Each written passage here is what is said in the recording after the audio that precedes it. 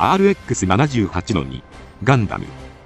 RX78-2 ガンダムは1979年に放送された機動戦士ガンダムに登場した地球連邦軍のモビルスーツであり、ガンダムシリーズの原点の機体です。主人公であるアムロレイが登場して連邦軍とジオン軍の戦いである一年戦争を戦い抜きました。今回はそんな全ての原点であるガンダムの解説をさせていただきます。宇宙世紀、地球の人口増大を解決するためにスペースコロニーへの移民が行われた結果、地球連邦政府は地球を私物化し、宇宙移民スペースノイドの間で不満が鬱積しました。これに対抗するためジオンズム大君が台頭し、コロニー軍の一つサイド3を地球連邦から独立するべく先導します。しかし大君は志半ばにして病で倒れたため、代わりに同種のデニン・ソドザビがコウオウを名乗り、サイド3をジオン公国として成立させました。こうしてデニンとその子供たちザビ家はスペースノイドたちを先導し、ジオン公国を地球連邦の支配から独立させるべく戦いを挑んでいくことになります。しかしジオン公国と地球連邦の間には圧倒的な国力の差がありました。そこでデニンの長子ギレンザビはミノフスキー粒子と呼ばれる散布することで通信障害を引き起こし、レーダーを妨害する不可視の物質の研究を推し進め、さらに同時に人型有人機動兵器モビルスーツの開発を進めます。その結果、それまでの戦争では艦隊戦での長距離射撃がメインでしたが、ミノフスキー粒子によって長距離の索敵が不可能になり、近距離にまで近づいての有視界戦闘を行う必要性が出てきたので、モビルスーツの有効性が一気に高まったのです。こうして準備を整えたジオン公国は宇宙世紀0079-1月3日、地球連邦に対して宣戦を布告。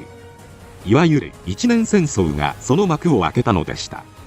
開戦当初、ジオンは国力の差を覆すため、地球連邦総司令本部があるジャブローにコロニーを落として一気に停戦交渉に持っていくことを計画します。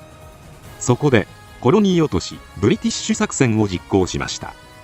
しかし連邦軍の防戦によりコロニー落としはジャブローではなくシドニーを直撃し、連邦軍を崩壊させるには至りませんでした。その後サイド5中域でルーム戦役と呼ばれる戦いが繰り広げられます。地球連邦軍は戦闘機と艦隊で応戦し、圧倒的な戦力差を持ってジオンを駆逐しようとしましたが、ジオンはモビルスーツザク2を投入し、戦力差をものともせず勝利しました。さらにジオン軍は連邦のレビル将軍を捕虜にすることに成功し、停戦条約の交渉に挑みました。しかし調印直前にレビル将軍は奪還され、さらにレビル将軍はジオンに兵なしと演説を行ったため、連邦は主張を一転して徹底抗戦の構えを取りました。こうして核兵器の使用禁止や捕虜の人道的扱いなどを条文とした南極条約を締結し、地球連邦軍はジオンに反撃するべくモビルスーツ開発計画 V 作戦に取り組んでいくことになります。 V 作戦は3つの柱で構成されており、モビルスーツの開発と量産化、モビルスーツの運用を前提とする専用母艦の建造、モビルスーツの運用方法の確立を目標とします。その作戦の中で開発されたのがガンダムでした。ガンダムはアムロレイの父親テムレイ技術隊主導のもと、ジオン軍のザク2を徹底的に研究し、地球連邦軍の技術の粋を集めて開発された機体です。装甲材としては特殊なルナチタニウム合金を採用しています。これによりザク2のザクマシンガンが直撃したとしても全く寄せ付けない防御力を獲得しました。内部はセミモノコック構造と呼ばれる構造になっています。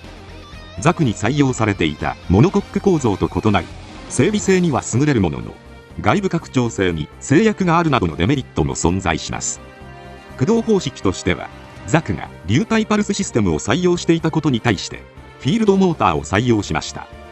流体パルスシステムは融合炉で作り出したエネルギーをパルスコンバーターでパルス状の圧力に変換し、動力パイプを通じてモビルスーツの各部を動かします。しかしフィールドモーターの場合、融合炉から出力される電気エネルギーをそのまま各部に搭載されたフィールドモーターに通電して動かします。これは電動モーターの一種で、関節それぞれを駆動装置にできるため、各モーターを教育型コンピュータで連動させることで柔軟で複雑な動作が可能です。また修理時もユニットごと交換すれば良いので高い整備性を誇り、さらにフィールドモーターはハイパワーでありながらも小型軽量なので機体内のスペースを確保しやすく、本体重量を抑えることにもつながりました。なお劇中後半ではマグネットコーティングが施され、動作速度や反応性を飛躍的に向上させています。ガンダムに搭載された教育型コンピュータは学習機能を備えた高性能なものなので、フィールドモーター制御のみならず戦闘データを蓄積して新たな敵や環境に適応できるよう自らプログラムを更新します。これにより戦闘を行うごとに機体は強化されていくようになっています。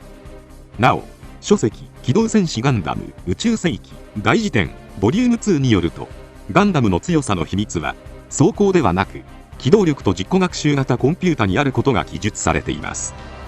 ガンダムはザクバズーカで装甲より頑丈なシールドが吹き飛ばされているように、実はザクマシンガンを受けても傷つかないのではなく、省略されているだけで本当は表面はかなり傷ついており、無敵の装甲を持つというわけではありません。しかしアムロの連動とコンピュータの学習能力のおかげで回避運動がより高度に洗練されていき、回避能力に優れたモビルスーツとして成熟したとされています。また人工知能が敵モビルスーツをセンサーで感知して自動的に狙撃するオートパイロット機能も搭載しており、劇中のジオングとの最後の戦いではこの機能を用いて通称ラストシューティングを行っています。なおそんなガンダムのコンピュータは劇中で一度だけアッザムリーダーに囚われた際に喋る様子が描かれています。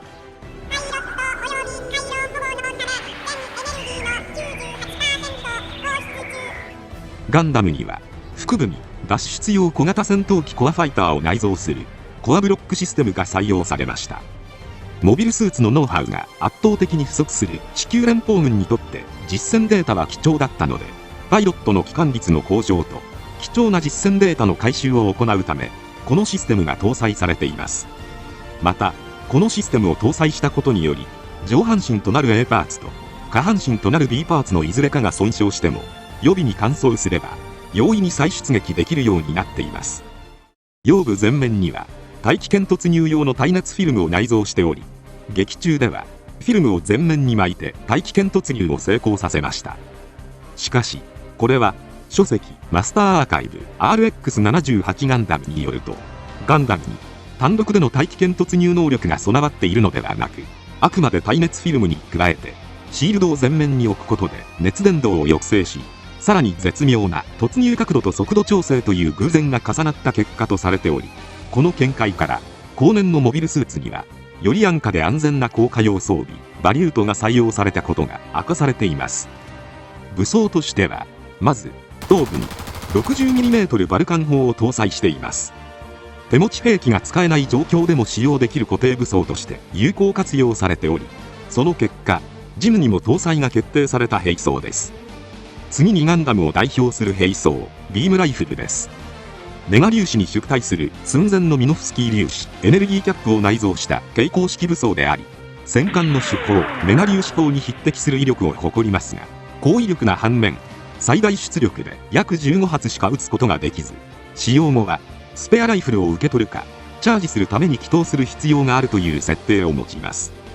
ただ実際は劇中で15発以上撃っていることもあるため深く考えない方がいいでしょう。またスーパーナパームも存在します。広範囲を焼き払うための兵装で、劇中では小脇に抱えて登場し、機密保持のために部品を焼却するのに使用されていますが、あまりにも大きかったからか後年の立体物ではビームライフル下部に取り付けるオプション兵装として登場することが多くなっています。次にハイパーバズーカです。これは総弾数は5発のロケットランチャーで対艦攻撃用として開発された武装ですが、劇中では対モビルスーツ戦闘でも運用されており、アバオア空最終決戦時には2丁持ちで出撃する様子が描かれています。なおマスターグレード版ガンダムの説明書によると、計画初期には核弾頭の採用も検討されていたという設定があります。ランドセルには2機のビームサーベルを搭載しています。ザクを容易に溶断できるほど高い出力を誇る近距離兵装です。放映当初はプラズマの塊という設定でしたが、実体のないビームサーベルがヒート剣と切り結ぶのはありえないことから、設定検証が推し進められ、ビームライフルと同じくエネルギーキャップを用いた兵器という設定になりました。ビームサーベルは放出したメガ粒子をアイフィールドで包み込むことで刃を形成しているので、高速で振るうとアイフィールドの形成遅延により円弧状に流れるようになっています。なお、書籍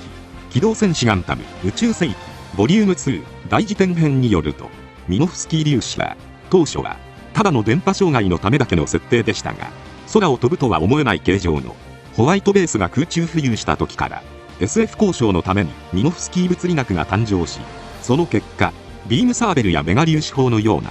現実の技術では解明しにくい部分の説明ができるようになったとされています。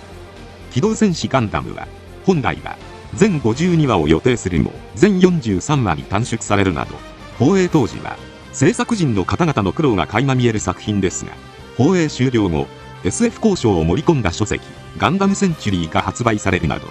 ガンダムをただの架空の世界の出来事ではなく現実に起こり得ると思わせる設定が出来上がっていったという背景があります。また北米大陸に降下した後はリミッターが解除され、塚を延長させてビームを先端に集中させたビームジャベリンにすることも可能になりました。劇中ではアッザムを撃破する際に使用しています。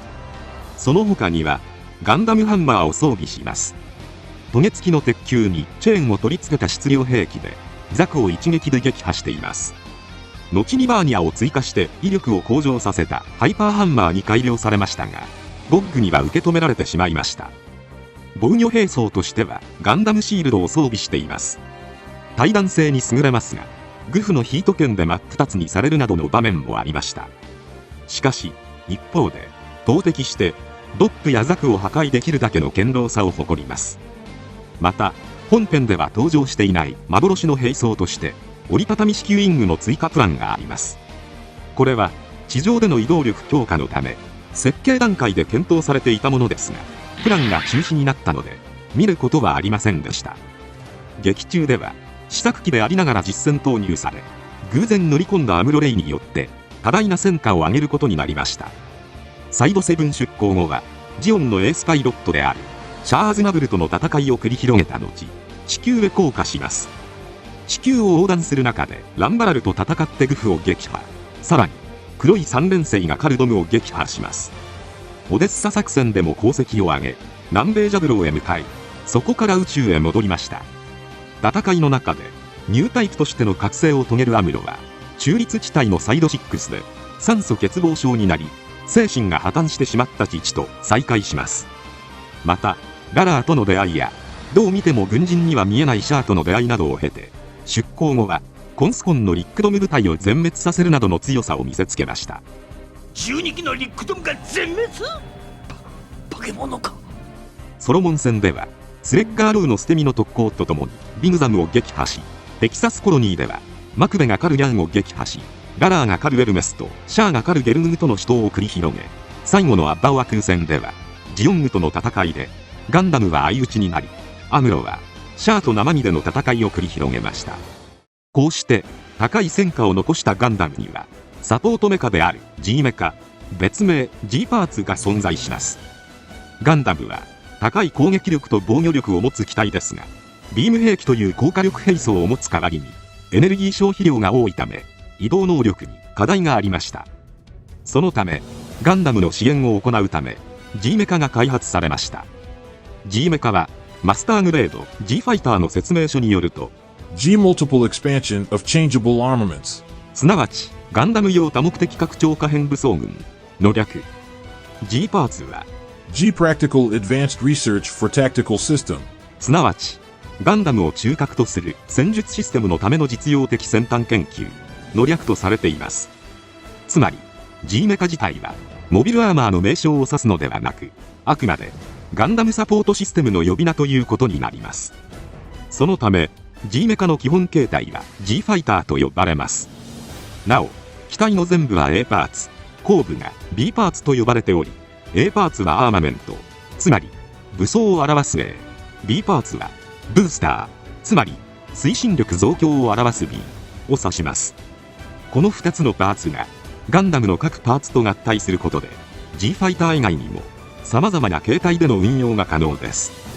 G メカの特徴としては、まず A パーツ前方にコックピットがあり、ここでパイロットが操縦と火器管制の両方を行います。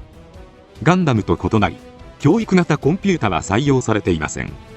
下部にはキャタピラがあるので、地上への着地に使用されるだけではなく、陸上戦闘も可能です。主翼には熱核ジェットロケットとプロペラントが内蔵されています。武装としては、まず高火力の連装式メガ粒子砲を持ちます。ビームライフル同様のエネルギーキャップ方式が導入されていますが、ガンダムのものよりも高い威力を誇ります。なお、ガンダムとドッキングすると発射回数が増加するという設定があるので、ドッキング時はガンダムのジェネレーターと接続していると思われます。A パーツの機種にはノーズミサイルを搭載しています。B パーツには4連装ミサイルランチャーを搭載しています。基本形態である G ファイターは高い攻撃力を持ち、数々の敵機を撃墜しているほか、ガンダムのサブフライトシステムとして運用する姿も見られました。そんな G メカはガンダムと合体することで様々な形態になります。まず G アーマーです。これはガンダムを仰向けの状態にして A パーツと B パーツで挟んだ重爆撃機形態となります。もともとは合体するとガンダムの腹部がむき出しになるという欠点がありましたが、ガンダムのシールドを両腕に装備して保護することになりました。ガンダムを分離することをボルトアウトと呼び、即座にガンダムと G ファイターに分かれての戦闘が可能です。ただ、なぜかアニメ33話ではアムロはボルトアウトではなくボトルアウトと言っています。言い間違えたのかもしれません。また、左右2枚のシールドは分離時に1枚を捨てる必要がありましたが、アムロのアイデアによりジョイントを用いてシールドを2枚重ねにする形に変更されています。次に G ブルです。A パーツとガンダムの上半身、そしてコアブロックを組み合わせた陸戦用重戦車形態となります。一見コックピットがむき出しのように見えますが、劇中ではボッグとの戦いの際、ビームが当たる瞬間、コックピットハッチが閉じてビームを防いでいるため、非常に強度が高いようです。また、ガンダムのジェネレーター出力が組み合わさっているので、2連装ビーム砲の威力が高く、ボッグを一撃で撃墜しています。なお、コックピットブロックを除いた形態は G ブルイージーと呼ばれ、この時は G ブルとは異なり、A パーツのコックピットで操縦するので、G メカの機種側が正面になります。次に G スカイです。B パーツにガンダムのコアファイターと下半身が組み合わさった形態です。劇中ではビグロ戦で運用されていました。また、ガンダムの下半身を使用しない G スカイイージーも存在します。ガンダムが G スカイイージーをサブフライトシステムのように使用してドムを翻弄していました。この時の G スカイイージーのコアファイターが大きすぎるのではとネタにされることがありますが、ガンダムを乗せるための演出効果だと思われるので、深く考えてはいけなさそうです。なお、G スカイと G スカイイージーのデータから、劇場版機動戦士ガンダムに登場したコアブースターが開発されています。そして最後にガンダムスカイです。1989年に発売されている書籍、機動戦士ガンダムモビルスーツ大図鑑では、ガンダムモビルアーマーモードと記載されていましたが、2004年に発売されている HGUC 版では、ガンダムスカイ、2009年に発売されたマスターグレード版では、ガンダム高機動型、ガンダムスカイ、そして2017年に発売されたロボット魂版では、ガンダムスカイと表記されているため、現在の名称はガンダムスカイとして統一されているのかもしれません。本形態は、モビルスーツ単体よりも、推力が飛躍的に向上するという設定を持ちます。しかし、劇中では、ザクレロとの戦いの際に用いられたものの、ザクレロのパイロットであるデミトリーからは、出来損ないと言われていました。このように、様々な形でガンダムをサポートすることが可能な G メカは、マチルダによって搬送された新型兵器として登場。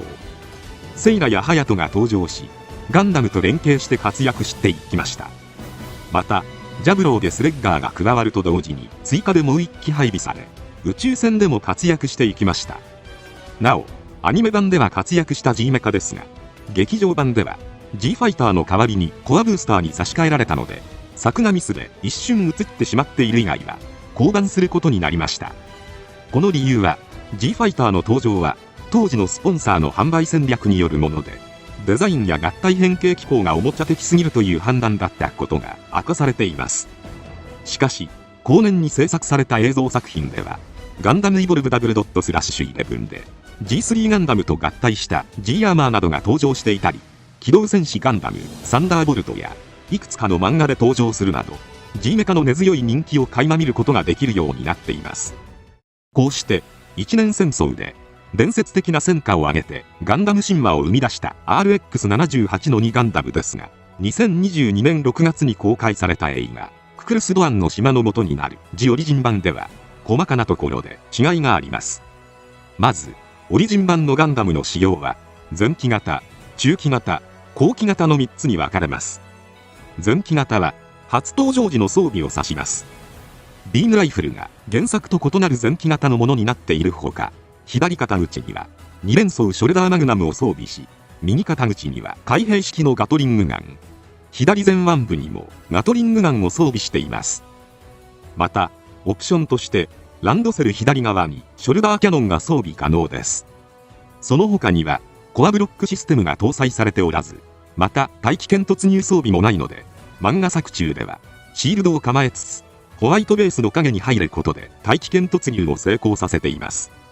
中期型はジャブローでオーバーホールを受けた後の姿を指します。ここで初めてビームライフルが原作同様になり、コアブロックが導入されました。